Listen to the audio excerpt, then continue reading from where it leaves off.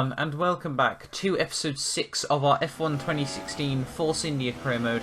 And today we're at the Monaco Grand Prix. Probably a track that hasn't really suited us as a driver ever before, I won't lie. We haven't had many solid results around this circuit. But this currently in the background is my best lap of the qualifying session, which I personally felt was a really good lap, but we'll obviously have to wait and see to the end of the session how good the lap was. But yeah, so Monaco has always been a track that hasn't really been a preferred of mine, I won't lie. When it comes to F1 2016, I thought it's a new game. Maybe, we can get some good results around some surprising tracks, places like Monaco, places like Singapore. Notice they seem to all be street circuits. That really does say a lot about my precision levels when it comes to driving the car. Also, just wanted to say a little thing about if I'm going to be doing league race some more F1 2016, because I uploaded a video yesterday of me just doing a little league race, and the answer will be hopefully yes, if I can get into the leagues.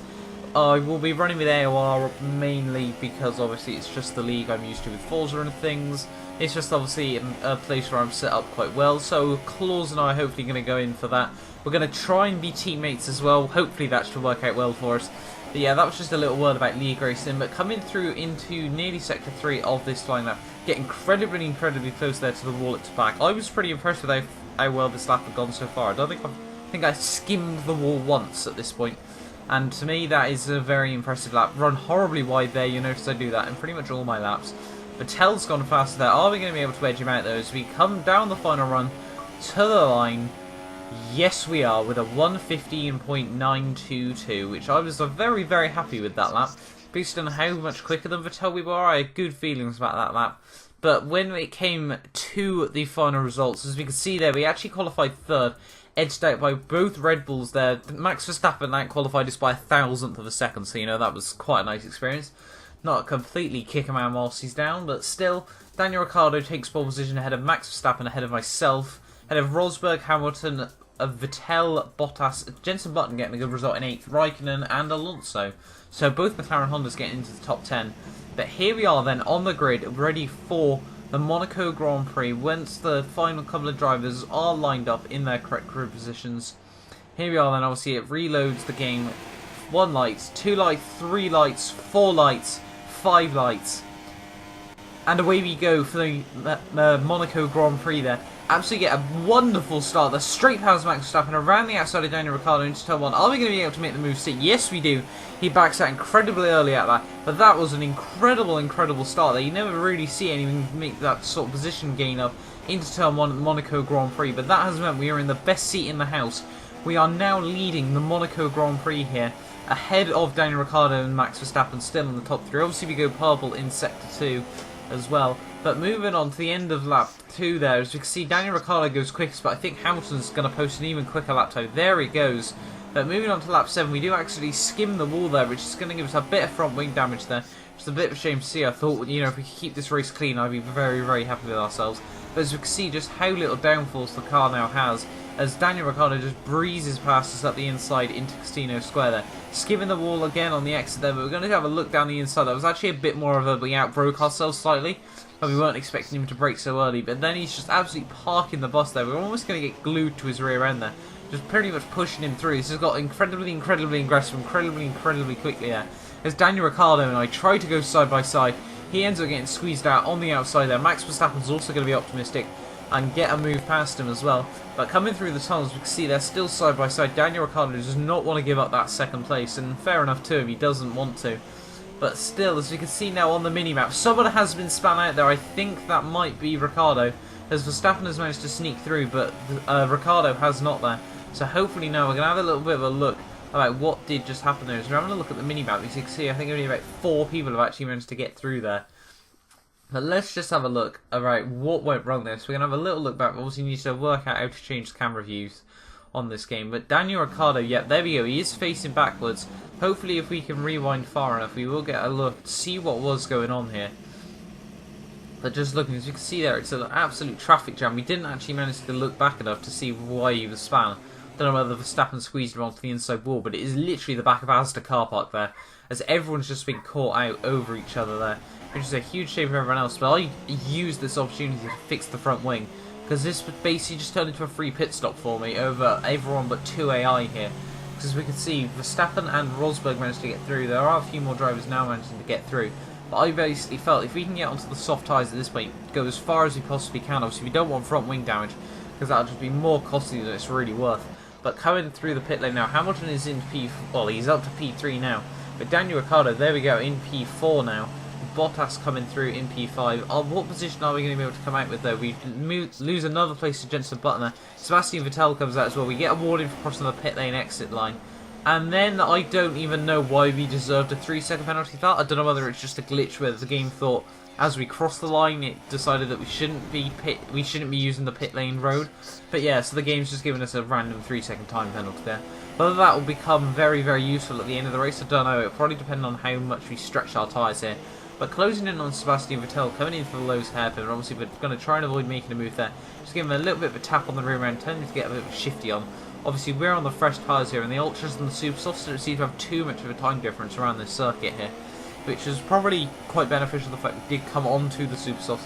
Hopefully, you know, with Monaco being the nature of Monaco is, we were hoping we could kind of get a safety car and perhaps try and potentially make it to the end of the Grand Prix there. But we did have a little lock-up going into the second chicane there, and we just leave Sebastian Vettel the place there. Coming into the back now though, are we going to be able to gain any time on him? Run it both incredibly close to the wall. I can't imagine what it's like to have to follow another car in the real Grand Prix. But just getting an absolutely beautiful run through the second chicane. Are we going to be able to make a move up the inside into Raskas? Yes, we do. Absolutely beautiful move there. Sebastian Vettel tries holding it on our outside, but we're going to have the inside into Anthony Node. So very, very impressive move there from myself, if I do say so. But next up is Jenson Button on our hit list. He's up in P6, doing incredibly well for McLaren Honda there. As you can see, we also go purple there and get a monster run out of turn 1 there. Are we going to be able to make a look into Casino Square? I'm not sure. We do manage to hold it around the outside going up the hill, but he is just going to fend off the position well there. Not really the ideal place to go side by side up that hill, with just obviously the nature of the different angles the walls are changing there. But moving on into Mirabeau here, we're just going to get an absolutely beautiful move down the inside there, just squeezing him out, just pinching him on the exit there, as we don't want him to try and hold it side by side with us through Raskas. But moving on one lap later, we're going to just launch at the inside of Valtteri Bottas. That accidentally tag him on the exit as well though, coming through the swimming pool chicane. And as we can see now, it is a safety car. As I said, a safety car would probably be coming out based on the nature of this track. But that has meant we need to catch the safety car queue and do not exceed Delta pace. What is quite good though is the fact that where Verstappen has already gone through, that does mean we can gain an extra lap as such with reduced tyre wear. But Daniel Ricciardo there, just go one side of the safety car. That was definitely not the way I was meant to go. Somehow just avoiding him there. No idea how Daniel Ricciardo managed to squeeze through that gap. The safety car just completely parked himself on the apex here. But moving on to the end of lap 12 here, Daniel Ricciardo is still just in front of us. Obviously, we haven't managed to reel him in a lot, but I think at the end of the stop he will probably come in for a pit stop here, as he is still on the Ultras. And there he goes, he dives into the pit lane there. I had considered doing it, but I realised that track position around here was probably a little bit more crucial there. And now, if you have a look, we are back up into the lead of the Monaco Grand Prix there. Just need to catch the safety car, which we have done on lap 14. But if you have a look on the minimap, nobody else has caught us up. I don't know why everyone else has. I don't know whether it's the repeating glitch that we have. I think it was Lewis Hamilton at race 1. But we are trying to just absolutely mash the throttle here.